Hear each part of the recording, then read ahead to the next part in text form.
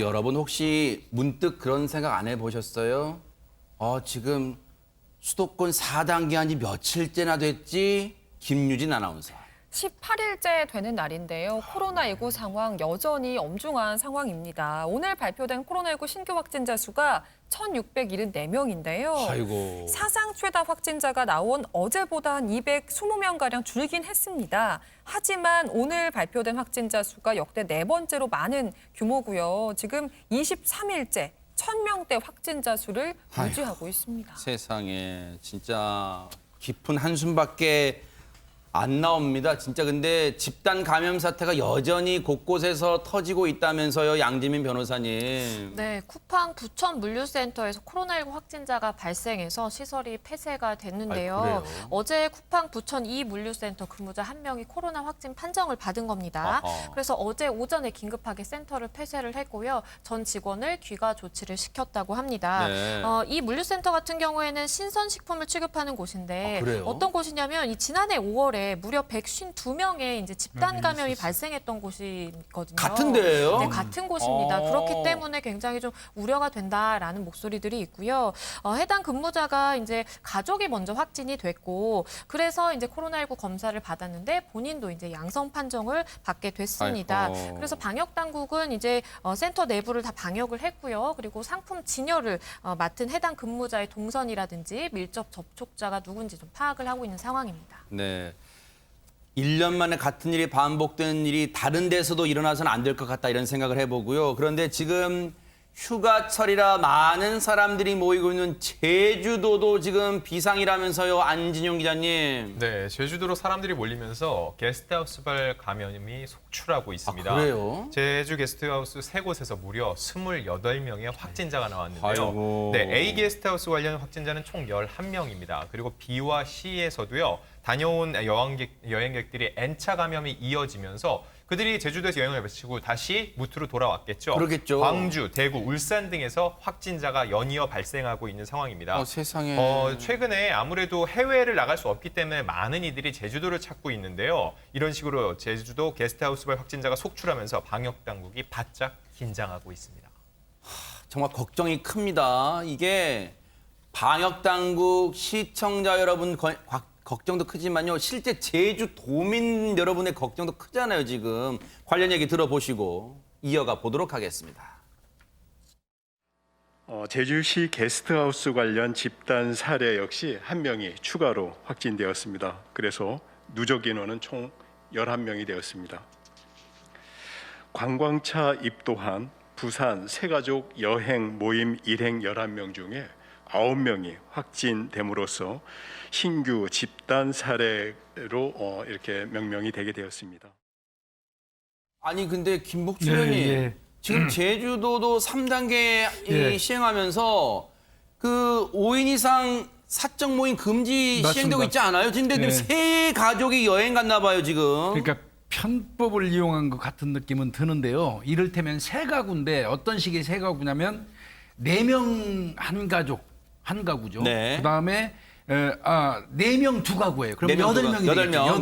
네. 그다음에 3인 한 가구. 아하. 그러면 총 합치면 11명이 11명이네요. 되겠죠. 원래 이제 아마 17일 날 부산시에 거주하는 한 가족이 제주도로 입도해가지고 3명이 이제 확진자로 밝혀졌던 거예요. 네. 근데 나중에 조사해 보니까 함께 여행 온 가족이 두 가족이 더 있었던 거예요. 역학조사 들어갔군요. 예, 그래서 아하. 11가족이 이제 된 것 같고요. 네. 그런데 이제 아마 그 방역 당국에서 이건 조사할 거예요. 뭘까요? 우연히 제주도에 와서 세 가족이 아는 사람끼리 만난 건지 네. 애초부터 각각 떨어져서 입도하기로 약속을 하고 들어온 건지 아하.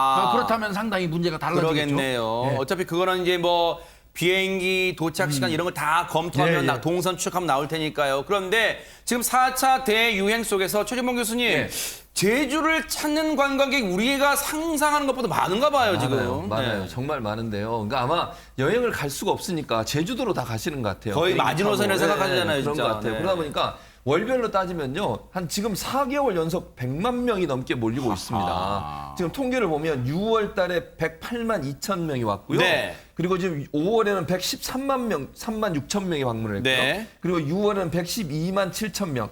그러니까 7월 같은 경우도 어제까지 99만 1,000명이에요. 아하. 그러면 이제 100만 명이 또 넘어갈 거 100만 명 아니겠습니까? 넘을 것 같은데 아직 뭐 7월 달에 한 사흘 남았으니까. 그러니까요. 네. 결국 하루 3만 5천 명꼴로 제주도를 찾는 거예요. 그러니까 엄청나게 많은 사람들이 제주도로 오게 되는데 네. 그러다 보니까 이제 확진자 수가 점점 늘어나고 있습니다. 지금까지 제주에서 확진자 수가요. 어제까지 통계로 400명을 넘어섰어요. 그러니까 제주 입장에서는 상당히 불안감이 떨 수밖에 없어요. 특히 제주에 사시는 분들 입장에서는 더더욱 불안할 수밖에 없는 상황이라고 볼 수 네. 있습니다. 자, 그런가 하면요. 방역당국의 비대면 예배 권고도 무시했던 사랑제일교회가 결국 폐쇄 기로에 놓이게 됐습니다. 관련 얘기 들어보시고 이어가 보도록 하겠습니다. 감염병 예방법에 따라 성북구에서는 사랑제일교회 폐쇄 조치를 위해 청문 등 관련 절차를 진행하고 있습니다.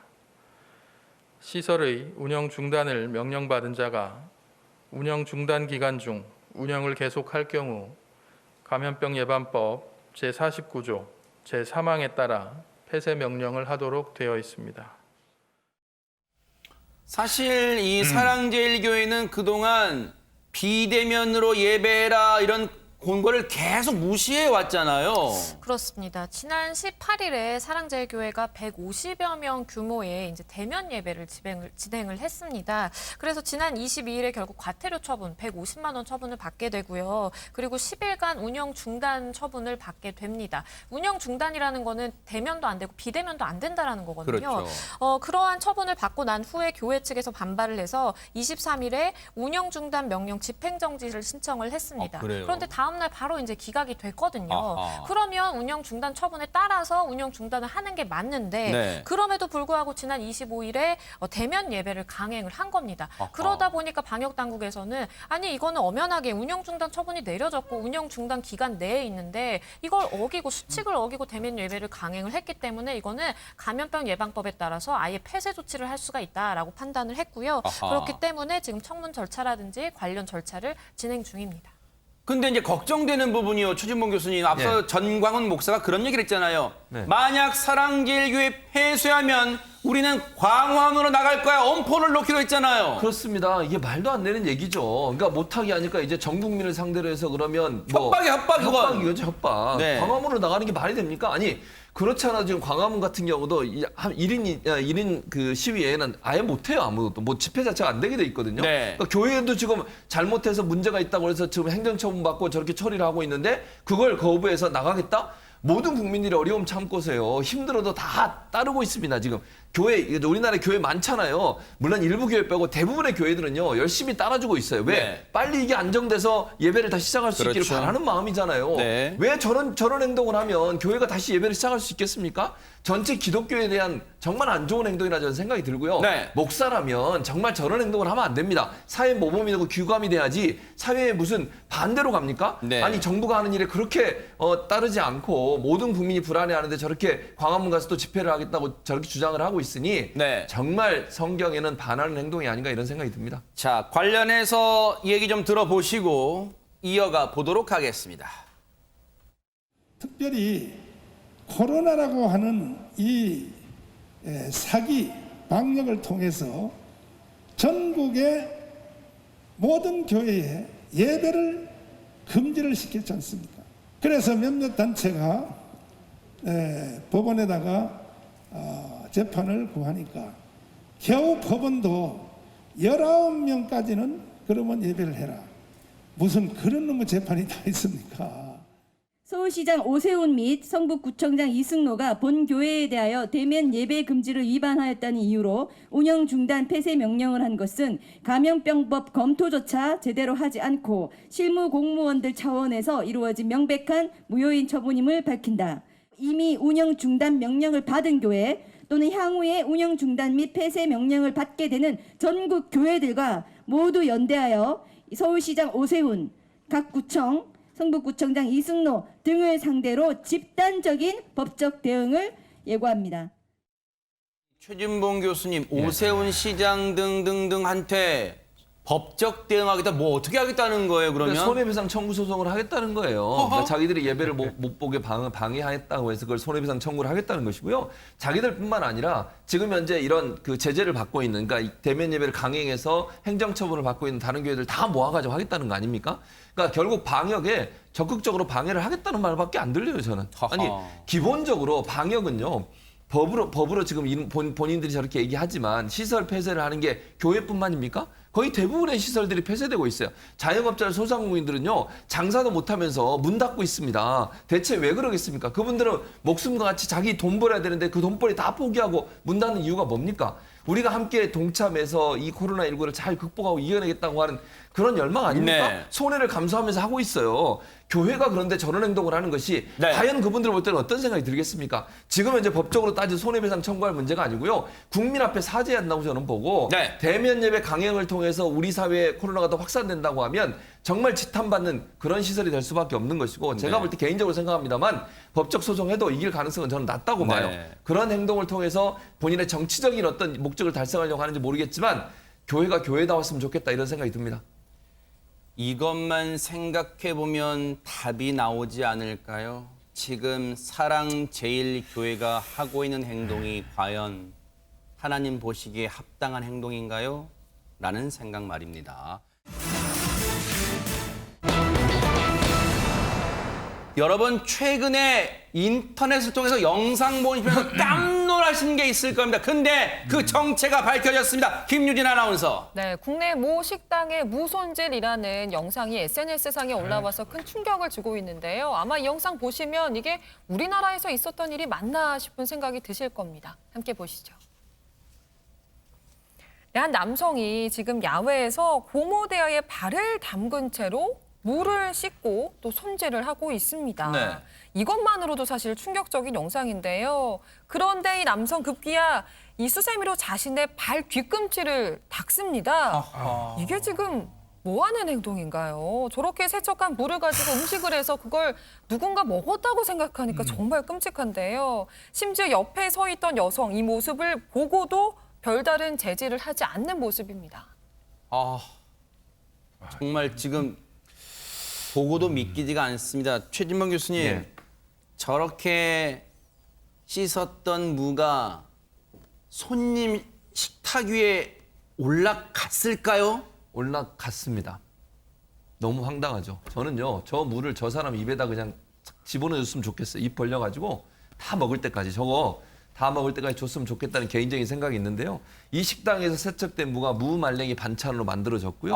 그리고 또 무 김치로 사용이 됐어요. 그러니까 저 식당 간 사람들은 저것도 모르고 먹었을 거 아닙니까? 대체 남의 입에 들어가는 그 음식에 대해서 저런 짓을 하면요. 자기 입에 들어가 봐야 돼요. 저는요. 제가 아까도 말씀드렸는데 좀 뭐 시청자분이 넘어간다고 생각할지 모르지만 저 사람 입에 또 저 가족들한테 좀 먹였으면 좋겠어요. 안진영 기자님, 제발 저 영상 찍힌 곳 한국이 아니라고 제발 좀 얘기해 주세요. 제발요. 그러기엔 이미 영상 제목이 국내 모 식당이라고 나와서 한국이라는 건 밝혀졌고요. 식약처에서 조사에 돌입했습니다. 저 영상에 노란색 차량이 보이시죠? 네. 그래서 차량의 등록 정보를 조회해 해당 지역을 특정을 했고요. 아하. 디지털 포렌식 팀에서 동영상에 찍힌 이 차량, 건물의 아하, 특징, 네. 그리고 주변 환경 등을 정밀 분석해서요. 위반 행위가 발생한 장소를 찾아냈는데 바로 서울의 한 족발집이었습니다. 세상에 정말 저 영상이 해외 영상이거나 아니면 국내 영상이라 하더라도 뭔가 조작된 영상, 만든 영상 그런 영상이길 바랐는데 세상에 국내 식당이래요. 국내 식당. 예. 김복준 의원님. 저게 아마 인터넷상에 올라오니까 식약처에서 저 이 노란 차량을 추적을 한 것 같아요. 그래서 결국 이제 찾았고요. 관할 관청에다가 행정처분하라고 이제 아마 의뢰를 한 것 같습니다. 네. 그래서 이제 영업정지 한 달하고 과태료 100만 원 처분을 받게 됐다고 이제 이렇게 얘기가 나오는데요. 글쎄요, 저는 영업정지 한 달 과태료 100만 원이 문제가 될 것 같지는 않습니다. 저 손방망이에요, 업장은요, 손방망이네. 과연 앞으로 저 업장에 이 식당에 손님이 찾아올까요? 정말 저는 저 행위 하나가 어떤 면에서 보면 사장이 아니잖아요. 아하. 그 자신이 일하고 있는 업장 하나를 완전히 네. 파손시킨 게 아닌가. 이런 생각이 그러니까요. 우리가요. 하나를 보면 열을 안다고요. 저 음식점의 문제가 비단 저것만 있는 건 아닐 것 같다는 생각이 듭니다. 양재민 변호사님. 네, 지난 27일에 해당 족발집에 대해서 현장 점검이 있었는데요. 당연히 다른 문제점들 많이 발견이 됐습니다. 유통기한이 지난 원료를 사용하는 거는 기본이었고요. 냉동식품 보관 기준이 있는데 다 무시를 했고요. 그리고 아하. 칼이나 도마 등도 이제 청결하게 사실 관리를 해야 되는데 전혀 청결하게 관리가 되어 있지 않았고 또 환풍기나 후드 주변에 이제 기름때가 굉장히 많이 끼어 있었다라고 합니다. 그렇기 때문에 이런 것들을 다 지키도록 식품위생법에 다 이제 규정이 되어 있거든요. 근데 굉장히 많은 식품위생법 위반 행위가 많이 적발이 됐고 결국에는 이제 과태료 처분이라든지 기타 행정처분을 받게 될 것으로 보입니다. 아니 그러면 저 영상 속에 정말 기가 찬 행동, 저 고무대야에 발을 담근 상태로 물을 씻고 그 물을 씻던 수세미로 자신의 발 뒤꿈치까지 닦던 저 남자는 대체 뭐 하는 사람인가? 저 집에 뭐 하는 사람이에요? 김유진 아나운서. 저 남성은 해당 식당에서 홀 서빙을 관리하던 실장 직급의 직원이었습니다. 당시에 주방 쪽 인력이 부족해서 일손을 도와주려다가 저런 일을 벌였다고 하는데요. 더 황당한 건 이겁니다. 사장이 대체 왜 그랬냐 이렇게 물어보니까 날이 더워서 그랬다라고 대답을 했다고 하는데요. 결국 지금은 일을 그만둔 상태라고 합니다. 사실은 이 업주분 입장에서도요. 날벼락 맞고 뒤통수 맞은 거예요. 가뜩이나 코로나로 지금 영업이 안 돼서 죽을 지경인데 이번 일로 영업정지 한 달을 맞게 됐습니다. 그러면 사실상 이 업주분들한테는 정말 이 영업상의 사형 선고나 마찬가지잖아요. 그런데 앞서 그러다 보니까 이 업주분이 그랬다잖아요. 이 사람한테 네가 나한테 어떻게 이럴 수 있어? 너무너무 억울하고 괘씸하고 참담하니까요. 이런 얘기를 했다는 거예요. 최진봉 교수님. 예, 저는요 답답할 수밖에 없죠. 주인 입장에서 얼마나 황당무계하겠습니까? 저런 행동을 할 거라고 생각도 못했을 것 같아요. 제가 볼 때는. 근데 어쨌든 그렇다 하더라도 본인이 같이 데리고 있었던 직원이 한 행동이니까 책임을 질 수밖에 없는 거고. 네. 근데 저 직원이요 언제 저 영상이 찍혔냐면 6월 말에 찍혔어요. 그러니까 아이고. 6월 말부터 지금 이 사람이 근무하고 이제 결국 이제 그만뒀지 않겠어요. 저 네. 문제가 발생하고 7월 25일 날 그만뒀어요. 그러면 6월 말부터 7월 25일까지 그럼 한 달 정도 돼요. 그러네요. 그 기간 동안 저 족발집에 가신 분들은 그 음식을 먹었을 가능성이 있는 거 아닙니까? 얼마나 황당하고 이게 아니 생각을 해보세요. 저 족발집에 갔다 온 사람 입장에서는 기분이 며칠 동안 이상할 거예요 아마. 아유. 음식을 먹고 싶은 마음이 생기겠습니까? 문만 봐도 그냥 경기 일으킬 것 같아요. 네. 저런 행동을 해가지고 결국 많은 사람한테 피해를 줘서 그러니까요. 저는 이분 저 주인이 구상권까지 청구했으면 좋겠어요. 이 네. 직원이라는 사람한테.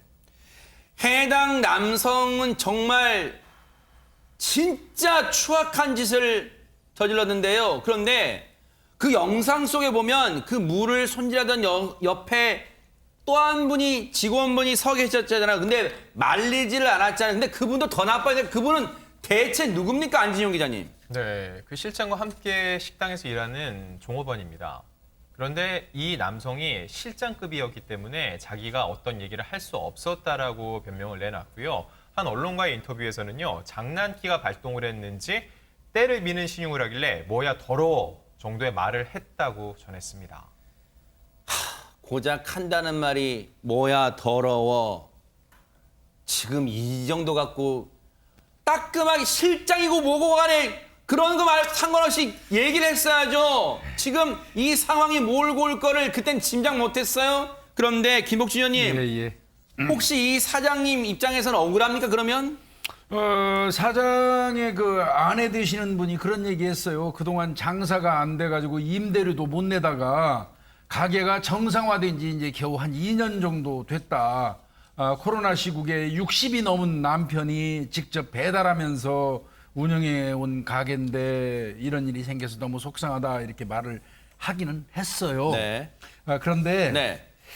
그런데 사실 딱합니다. 지금 제가 말씀드리면서도 참 딱하지 않습니까? 어렵게 그 식당 유지해 오신다는 거 참 딱해요. 그런데 문제는 이 업장에서 이번 일이 생기고 점검하는 과정에서 보니까 유효기관이 이미 경과된 음식 등등으로 조리한 사실 다수가 나왔어요. 그랬다면 사실은 기본적인 걸 잘 지키지 않으면서 궁극적으로 어떤 총체적인 문제점을 잉태하고 있었다, 이 업장은. 그렇게 얘기할 수밖에 없죠. 네. 예. 억울한 측면도 있지만 돌아보면요. 사실 손님들 입에 오르는, 손님들 식탁에 오르는 그 음식에 대해서 혹시 소홀함이 있었던 거 아닌가 다시 돌아보는 시간을 갖기를 바랍니다. 어쩌겠습니까? 이 상황은 본인들이 잘못한 건 또 책임을 져야 되지 않을까 그런 생각도 해봅니다. 세상에 정말 이 사건이 국내에서 그것도 지하철에서 일어났다는 걸 도저히 믿을 수가 없습니다. 안진용 기자님. 네, 지난 25일 아침 7시 지하철 1호선 안에서 발생한 일입니다. 그날은 일요일 이른 시간이었기 때문에 지하철 안에는 별로 사람이 많지 않았는데요. 이 20대 여성 혼자서 앉아 있는데 갑자기 지저분한 차림의 50대 남성이 앞을 오더니 딱 가로막고 선 겁니다. 그 안에는 아무도 없었기 때문에 게다가 이 남성에 대한 인면식도 없는 상태였기 때문에 겁을 먹은 20대 여성은 옆칸으로 도망을 쳤습니다. 정말로 제가 만약 그런 상황 당해도 소스라치게 놀라서 일단 그 자리를 피할 것 같긴 해요. 김복준 의원님. 그 이유는 어떻게 됐습니까, 그러면? 이 사람 아마 그 여성을 이제 그 폭행하고 뭐 잡아서 성폭행 시도를 하려고 했던 것 같아요. 세상에. 그러니까 이 여성이 이제 옆칸으로 이 도주를 했는데 지속적으로 쫓아가 가지고 궁극적으로는 여성이 잡혔어요. 아하. 그래서 저 노약자석으로 밀친 상태에서 흉기를 꺼냈습니다. 세상에. 흉기를 꺼내 가지고 위협을 하면서 참 말하기도 불편한 뭐 가만히 있어, 아가씨가 뭐 예뻐서 그래, 등등 하면서 성희롱 발언, 성폭행 시도를 한 것 같은데요. 여성이 이제 그 흉기 막는 과정에서 많은 저항을 했는데 뺨도 때리고 머리라든지 이런 데를 수차례 때리기까지 했다는 겁니다. 세상에. 여러분 지금 이 얘기를 듣고도 믿겨지십니까? 우리가 타는 지하철 아무리 휴일이라고 사람이 없기로서니 이런 일이 지금 벌어졌어요. 최진봉 교수님 세상에. 얼마나 무서웠겠습니까? 저는요, 이 여성분이 얼마나 무서웠을까? 그 공포감이라고 하는 것은요, 어떻게 말로 가늠이 안 될 것 같아요. 그러니까요, 이 여성분 같은 경우에 자기가 이런 생각을 해요. 나를 탈출시킬 수 있는 사람 나밖에 없다. 왜 그만 아무도 없잖아요. 그러니까 지하철에 아무도 없었다면서요. 네. 그 남성과 둘만 있는 거잖아요. 아이고. 얼마나 무서웠겠어요. 그래서 이게 이제 노량진역에 도착을 했나 봐. 1호선이니까 노량진역입니다 하는 이제 안내 방송이 나오잖아요. 진짜 사력을 다해서 도망을 쳤대요. 그 당시에는 열차에 아무도 없었기에 너무너무 무서웠고 흉기로 위협하고 성폭행을 시도하려고 했으니 이 여성 입장에서는요, 엄청난 공포감에서 뛰어나왔을 가능성이 있다, 이렇게 보입니다. 세상에 지하철 안내방송 이번 역은 어디입니다. 그 안내방송 나오자마자 사력을 다해서 죽기 살기로 뛰었다는데 아니 근데 그 몹쓸 남성이 쫓아올 수도 있던 상황 아닙니까? 김유진 아나운서. 그렇죠. 피해 여성은 열차 밖으로 뛰쳐나오자마자 누가 나를 성폭행하려고 했다 이렇게 외치면서 도움을 요청을 했습니다. 영문이 CCTV를 보고 곧바로 자기를 도와줄 거라 생각도 했지만 하지만 이 여성이 직접 역 안에 있는 안내소를 찾아가기 전까지 어떤 도움도 받을 수 없었다고 하는데요. 아하. 나중에 확인을 해보니까 사건이 발생한 열차 내부에는 CCTV가 없었던 것으로 밝혀졌습니다. 최근에 이 개통된 최근에 이 운행하는 열차 지하철 내에는 간혹 CCTV가 이제 설치된 지하철이 있긴 합니다만 지금 이 구간에는 없었던 걸로 지금 확인됐어요. 그런데 텅 빈 지하철에서 세상에 여성을 성폭행하려던 이 몹쓸 이 악마 같은 남성 진짜 지금 못 잡은 거예요, 김복준 의원님 그러면? 아니, 검거는 했습니다. 여성이 역사에서 이제 신고했죠. 경찰에 네. 신고를 하니까 잘 아시다시피 거기는 철도 경찰대가 아하. 따로 있어요. 네네. 일반 경찰관이 아니고요. 이들이 이제 즉시 특별수사팀 20명 정도 꾸렸어요. 네. 이거 굉장히 심각한 심각하죠, 문제거든요. 진짜, 네. 네, 그래서 이제 뭐 서울 동작구, 노량진동 뭐 일대 전동차 이런 데 동선을 쭉 아마 추적을 한 것 같아요. 네. 그래서 11시간 만에 그 의정부역 승강장에서 50대 남성을 검거를 했어요. 아. 근데 이게 보니까 이 남성이 이 여성이 그 도착했을 때 주차장에서 문 열리자마자 뛰어내렸잖아요. 네. 같이 따라 내렸었어요. 세상에. 그랬다가 열차가 출발하기 직전에 다시 탔던 것 같습니다. 아하, 남성 네. 같은 경우는 이 사람 그럼 왜 이런 짓을 했느냐 하고 아마 이제 경찰이 추궁하니까 여성을 보고 어떤 욕구가 생겨서 범행을 저질렀다 이렇게 얘기를 했어요. 그렇다면 이거는 흉기 들고 여성을 성폭행하려 했기 때문에 특수 강제 추행 혐의로 아마 처벌을 받을 겁니다. 세상에. 그런데 이 대목에서요. 김복준 의원님 예. 말씀처럼 미리 흉기를 소지하고 지하철을 탔다? 미리 그러면 어떤 계획, 무언가 범죄를 저질러야겠다 계획하고 지금 나온 겁니까? 계획 범죄예요, 그러면? 일단은 이 전철을 타면서 일반인이 흉기를 소지할 이유가 없죠. 그러니까요. 네, 근데 이 사람은 애초부터 탑승할 때부터 이 소지품 속에 이 품 속에 흉기를 가지고 있었다면 이거는 명백히 이 어떤 형태로건 범죄를 저지르기 위해서 준비했던 범구입니다. 아하. 범죄 도구에 이건 명백히 여성을 노린 네. 어떤 성폭행을 노린 계획 범죄가 아닐까. 경찰은 아마 이 부분 철저히 수사를 해야 될 것 같습니다. 네. 지금 그 악마 같은 남성, 몹쓸 남성 다행히 검거는 했습니다만 양지민 변호사님이 해당 피해 여성 입장에서는요. 앞으로 지금 집 밖으로 한 발자국도 못 나갈 것 같아요, 지금. 그럴 것 같습니다. 사실 이 사건이 일어난 게 뭐 새벽 시간, 늦은 시간대에 일어난 것도 아니고, 그리고 뭐 으슥한 골목길에서 일어난 것도 아니고, 정말 일요일 오전에 그냥 공공장소인 지하철 내부에서 일어난 일인 거기 때문에 이 여성 입장에서는 사실은 계속해서 이제 대중교통을 이용할 수밖에 없는데 굉장히 좀 불안감이 지속될 것으로 보이고요. 이 여성이 하는 말이 바로 그겁니다. 아니 대낮에 지하철에서 공공장소에서 이런 일이 어떻게 일어날 수가 있느냐라면서 지하철을 타면 지금도 너무 땀이 나서 손이 흥건해질 정도라고 하고요. 지금도 정말 생각만 해도 땀이 날 정도로 굉장히 정신적인 좀 트라우마를 겪고 있다라고 이야기를 합니다. 네. 그런데 이제 앞서 이제 저희가 궁금한 대목이 이 노량진역에서 급히 탈출을 하셨잖아요. 이 여성분이. 그런데 당시에 영무원이 CCTV 상황을 파악한 뒤에 자신을 도와줄 거라고 이 뭔가 이 숨어서 피해서 기다리고 있었는데 아무도 도와주지 않았다는 거예요. 그렇다면 이제 이 대목이 과연 CCTV를 모니터한 사람이 제대로 있나 이런 의구심도 듭니다. 제가 늘 말씀드리지만요. CCTV가 있는 게 중요한 게 아니에요. 아하. CCTV가 있는 게 중요한 게 아니고 CCTV가 있으면 그 CCTV를 상시로 관찰하는 인력이 더 중요해요. 그러니까 누군가 들여다보고 있어야 될 거 아닙니까? 오히려 CCTV가 있어서 마음 놓고 괜찮겠지 하다가 관리하는 사람이 없으면 속수무책으로 당하는 게 아하. CCTV의 맹점일 수도 있거든요. 그러니까요. 그래서 저는 이거 판단컨대 열차 하나에 적어도 한 팀 정도의 특별사법경찰관, 철도경찰이 좀 상주해야 될 것 같고요. 그다음에 접대도 우리가 여기서 방송 한번 한 적이 있는 것 같은데 CCTV를 상시로 관찰할 수 있는 맞아요. 모니터 요원의 어떤 증언이 네. 지금쯤은 필요하지 않을까 그러니까요. 싶습니다.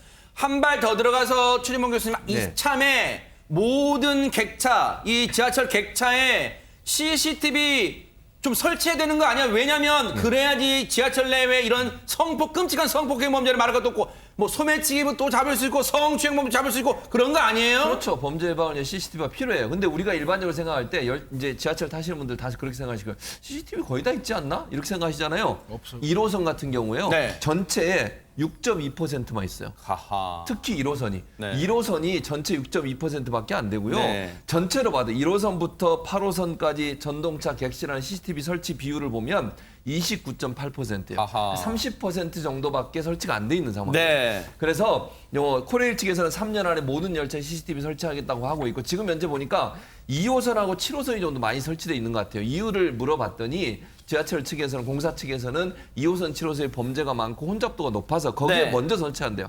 빨리 좀 설치했으면 좋겠어요. 그래서 네. 지금 이런 문제가 더 이상 발생하지 않도록 예방 차원의 CCTV 설치가 필요한 상황이라고 볼 수 있습니다. 아니 근데 지금 네네. 3년 안에 설치한다는 얘기가 지금 담당자 입에서 나오는 겁니까 이게? 그러니까요. 한시가 급한 얘기인데 지금. 말도 안 되는 거예요. 당장이라도 해야죠. 그러니까요. 당장이라도. 없는 예산 끌어와서라도 해야 되는 거 아니에요. 국민의 3년 생명과 안- 안전이 걸린 문제인데 제발 탁상 행정 언제까지 할 겁니까? 답답한 마음 저희만 갖는 겁니까? 정말 분노가 치밉니다. 자, 분위기 좀 바꿔볼까요? 어제 많은 분들이 세상에 이제 가는 거야? 라는 말씀을 하셨을 거예요. 결혼 발표를 하신 분이 있는데요. 누군지 만나보시고 이어가 보도록 하겠습니다. 어느 정도 예상하는 게 내가 여자를 안 데려오면 집안에 분란이 생길 일이 없겠다. 지금 문영주들도 너무 잘 지내고. 박성우 씨 5자 됐잖아요. 아 예. 이제 우리 5자 너도 됐잖아요. 너도 됐잖아요. 몇 살이에요? 동갑이에요.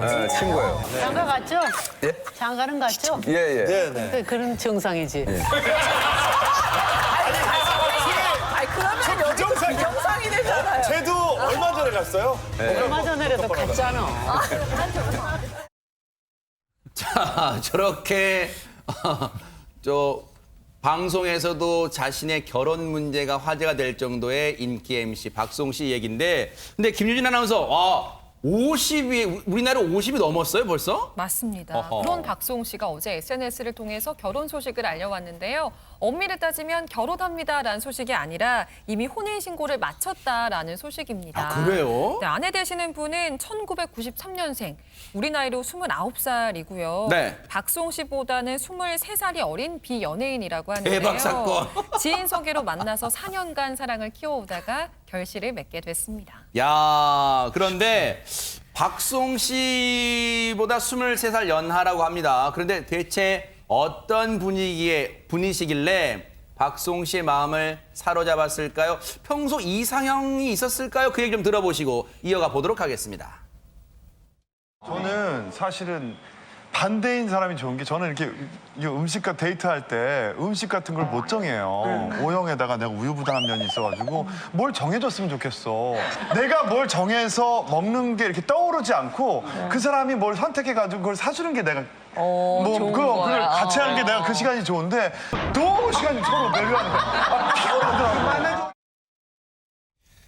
아니 근데 진짜 어떤 분인지 궁금합니다. 안진영 기자님. 네, 그래서 그거에 대해 박송 씨가 직접 얘기를 했는데요. 네네. 내 곁을 묵묵히 오랫동안 지켜준 사람이라고 얘기를 했고요. 그동안 제 상황을 이해해주고 저한테 모든 것을 맞춰주느라 고생을 했다고 했습니다. 아하. 네, 손원수 씨가 굉장히 절친한 후배인데요. 그렇죠. 현명하고 멋진 여성이고 박송 씨를 살려준 은인 같은 분이라고 얘기를 했는데 네. 저도 사실 이 여성분 한번 같이 뵌 적이 아, 있는데 그래요? 네, 박송 씨가 아까 그 방송에서 얘기를 했잖아요. 자기가 정반대인 사람을 원한다고요. 네. 박송 씨가 조금은 좀 소심하고 결정을 잘 못한다고 그래요? 하셨는데 반대로 굉장히 좀 넓은 마음으로 박송 씨를 품어줄 수 있는 그런 느낌의 여성이었습니다. 야, 진짜 물론 23살 연하지만 그 나이가 중요한 건 아닌가 봅니다. 이 최근에 친형과의 갈등으로 힘들었었던 박송 씨 든든한 버팀목이 이 여성분이 되어줬던 것 같아요. 이제는 뭐 아내분이 혼인신고하셨으니까 그분 얘기, 어떤 심경으로 힘든 심경 아마 박송 씨가 많이 내비쳤을 것 같아요. 얘기 좀 들어보시고 이어가 보도록 하겠습니다. 아니요, 저희 형이 재테크의 귀재라 다 맡기는 뭐 거야. 완전히 아버지, 어머니, 저가 다 우리 형한테 맡겼어요. 근데 양심 평소 왜 내가 마마보이야 그랬더니 어머니 말 뭐 마마보이, 형보이, 가족들 말이라면 아주 그냥 착해서. 껌뻑 죽는다는 거예요. 내가 태어나서 가장 힘든 한 해를 보내고 있어요. 정말 사람이 이러다가 죽겠구나. 인생이 무너지는 경험을 했어요. 나는 늘 혼자서 가족들을 지켜야 되니까 꼭 부담감이 있었어요. 어머, 세상에. 누가 댓글 썼더라고요. 박송 씨가 구조했는 줄 알죠?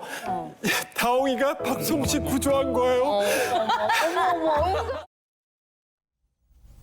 들으신 것처럼 믿었던, 정말 철석같이 믿었던 형네 부부에게 배신당한 뒤에 그 밀려오는 힘든 상황, 정말 그럴 때 든든한 버팀목 되주신 이 아내분, 지금도 아내분이죠. 그런데 혼인신고는 했는데 양지민 변호사는 이제 연예인분들 중에 우리가 제일 관심 갖는 게 결혼식 같은 건 그냥 안 올리는 거예요, 그러면?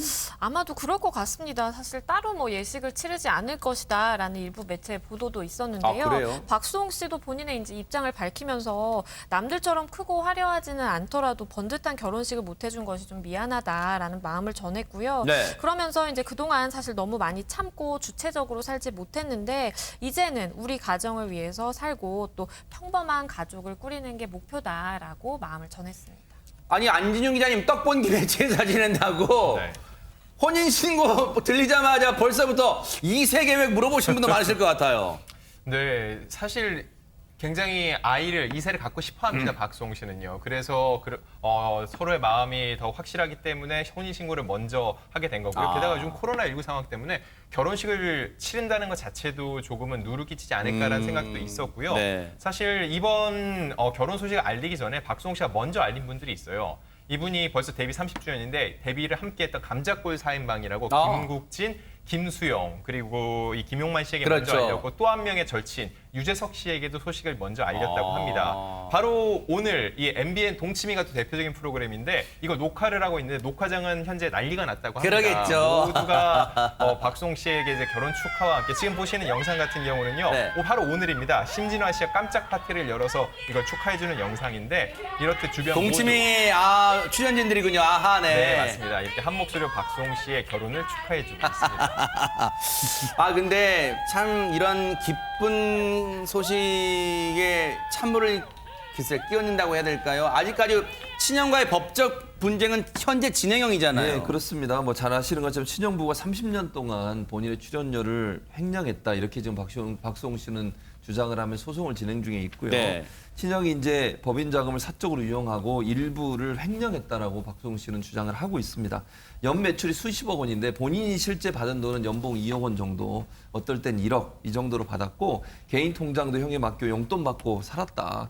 그래서 본인이 번 돈은 훨씬 많을 텐데 1억, 2억 받고 본인이 살아서 그런 부분들이 도저히 이해가 안 된다라고 지금 얘기를 하고 있고요. 네. 배신감을 토로하고 있는 상황입니다. 또 지난 6월에 횡령 혐의로 이제 친형과 형수를 고소했고 당초 86억 원을 고소했다가 이게 좀 늘었습니다. 그래서 현재는 166억 원을 확대해서 변경이 된 상태고요. 어허. 또 이제 거기에 대해서 박수영 씨 친형은 횡령 혐의를 대해서 부인하고 있는 상황이고요. 네. 동생을 사랑하지만 횡령 주장은 동의 못한다. 그리고 박수홍이 1년에 2억 받았다는 말은 말이 안 된다. 우회적으로 지급을 했다라고 주장을 하고 있어요. 그래서 서로 주장이 지금 서로 부딪히고 있는 부분인데 네. 어쨌든 이제 박수홍 씨와 이 문제도 결혼을 기점으로 해서 잘 좀 풀려서 네. 소송 문제도 잘 해결됐으면 좋겠다 이런 생각이 듭니다. 자, 왜 애초에 손해배상, 형네 부부에게 요구했던 손해배상 요구액이 86억에서 116억으로 30억이 더 늘어나는지 일단 박수홍 씨 측 변호인 얘기, 법률 대리인 얘기 들어보시고 이어가 보도록 하겠습니다. 민사소송은 박수홍 씨가 1인 계약사로 있는 법인의 횡령 자금이 최초 86억 원으로 파악되어 소송을 제기하였으나 검찰 조사 결과 박수홍 씨의 개인 통장을 관리하고 있음을 기회로 해서 30억 가량의 개인 자금을 인출한 정황이 발견되어 그에 대한 손해배상 30억 원을 추가하였습니다. 추가로 더 파악될 경우에 추가의 손해배상을 청구할 예정이고 현재 조사 결과 추가로 파악될 확률도 있는 것으로 보여집니다.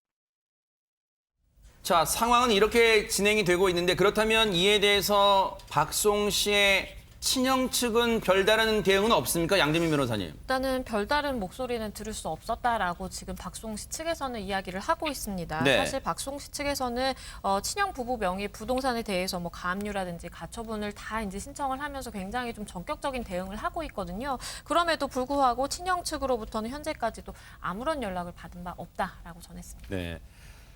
이 박수홍 씨의 혼인신고는 축하할 일이지만 박수홍 씨와 친형과의 법적 분쟁은 지금은 가타부타 얘기하기보다는 좀 지켜보는 게 나을 듯합니다.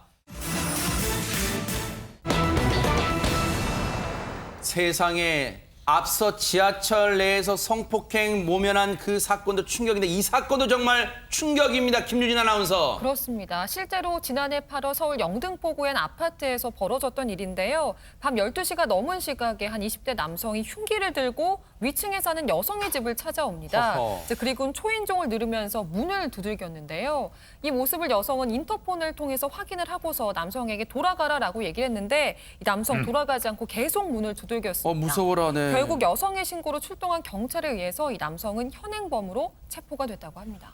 아니 얼마나 저 인터폰으로 화면에 떡 비친 남성 봤을 때 얼마나 소스라치게 놀랐을까요? 근데 김복준 의원님, 예. 저 남성은 흉기를 들고 윗집 여성한테 왜 찾아간 거예요, 그러면? 일단 경찰에 신고가 돼서 저 남성은 그 현행범으로 체포가 됐어요, 현장에서. 네. 그 경찰이 어떤 목적으로 찾아와서 지금 흉기 들고 이러는 겁니까? 네. 얘기하니까 본인 입으로 얘기했어요.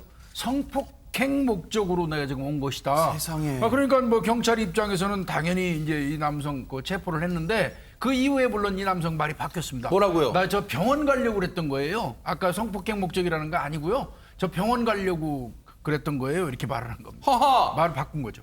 병원에 가고 싶었다. 황당하긴 한데 알고 봤더니 실제 이 남성이 조현병을 앓고 있기는 하다고 하면 그렇더라도 병원 가려고 윗집 간다 흉기 들고 그게 도대체 말이나 되는 얘기입니까? 그런데 병원에 가고 싶으면 119에 도움을 요청할 것이지 왜 윗집에 갑니까? 그런데 김복준 의원님, 네, 지금 저 사람이 네. 그나마 저 여성이요 문을 안 열었게 망정이니 맞습니다. 만약에 문 열었다면 큰일 날 뻔했습니다. 결국 경찰에서는 이 남성의 어떤 고의성을 인정해가지고요. 특수 주거 침입 혐의로 재판에 회부를 한 거예요. 네. 특수 주거 침입이라는 거는 이제 뭐 흉기를 들고 남의 집에 들어가려고 하거나 아니면 이제 이 다중의 위력을 동반하는 그런 경우에 이제 특수 주거 침입 혐의를 적용하거든요. 네. 그래서 이제 일단 재판에 회부를 했던 것 같습니다. 하하.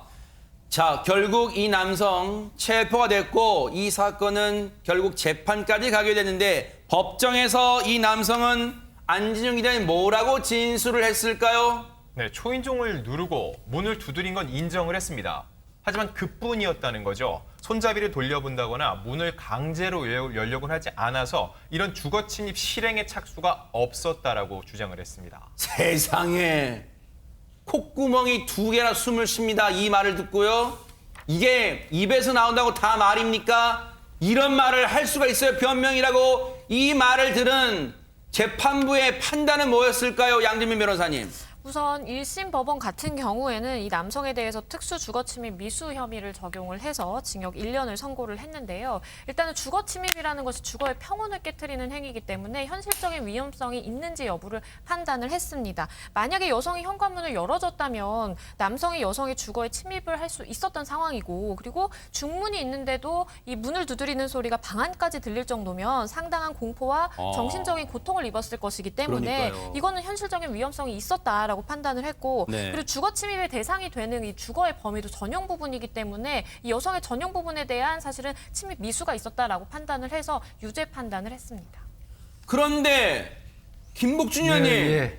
조금 전에 양지민 변호사님이 말씀 중에 뭐라고 했냐면 1심 재판부는 그랬어요. 그렇다면 혹시 이 재판 항소심까지 갔다는 얘기예요? 예, 항소심에 가가지고 이 판결이 확 뒤집혔어요. 세상에. 이제 항소심에서는 뭐라고 얘기를 했냐면 네. 남성이 여성의 집 초인종을 누르거나 현관문을 노크한 행위는 인정한다는 거예요. 네. 그러나 여성의 집 현관문에 비밀번호를 이렇게 누르거나 그다음에 손잡이를 돌리면서 열려는 그런 시도가 없었기 때문에 이거는 현실적으로 뭐 이거 위험하고 실행에 착수가 있었던 건 아니다. 그래서 이 부분은 무죄다 하면서 원심을 파기하고 이 무죄를 선고를 했는데요. 이게 저는 좀 개인적으로는 좀 이해는 안 가는 부분이에요. 아까 말씀하신 것처럼 이 주거 침입죄라는 거는 주거의 평온을 보장하는 어떤 이 법익입니다. 그건데 그럼 주거의 평온을 유지하기 위한 죄를 만들었다면 반드시 실행의 착수가 있어야 할까요? 이거는 한 번 정도는 따져봐야 될 것 같다는 생각이 좀 그러니까요. 현실적 위험성을 포함하는 행위를 했다고 보기 어렵다? 이게 대체 국민 정서가 받아들일 수 있습니까? 못 받아들이죠. 잘 생각해 보세요. 중문이 있는데 중문 안에서 들릴 정도로 문을 두들겼어요. 이 두들기는 행위가 현실적 위협 아닙니까? 흉기 들고 왔어요. 현실적 위협 아닙니까? 그리고 성폭행하겠다고 처음에 진술을 했어요. 현실적 위협 아니에요? 아니 대체 뭐가 현실적 위협입니까? 그럼 손잡이 안 내리고 누르는 표시 안 했다고 현실적 위협 아닙니까? 아니 누군가가 자기 집에 와서 문을 막 두드리면서 문 열으라고 하고 초인종 눌렀고 그다음에 흉기까지 보여줬잖아요. 그 안에 있는 사람 얼마나 두렵겠습니까? 네. 내 집에 문 앞에 와서 누군가가 두드리면서 문을 열라고 흉기를 보여줬다. 이게 현실적 위협이지. 대체 뭐가 현실적 위협입니까? 제가 판사님이 만약 이런 일을 당하셨다면 이런 말을 하실 수 있을지 네. 좀 의문입니다. 그러니까요. 네. 비밀번호를 눌렀다면 인정할 수 있겠다는 거예요. 그런데 초인종 누르는 건 안 된다는 얘기거든요. 그럼 같이 누른 행위인데 비밀번호를 누르는 것과 초인종 누르는 게 다르게 해석하는 거는 글쎄요. 좀 지나친 그 축소 해석이 아닌가 싶어요. 이 판결을 항소심 판결 접한 네티즌이 이런 말을 했습니다. 결국 또 피해자만 이사를 가겠구나. 확 다가오네요.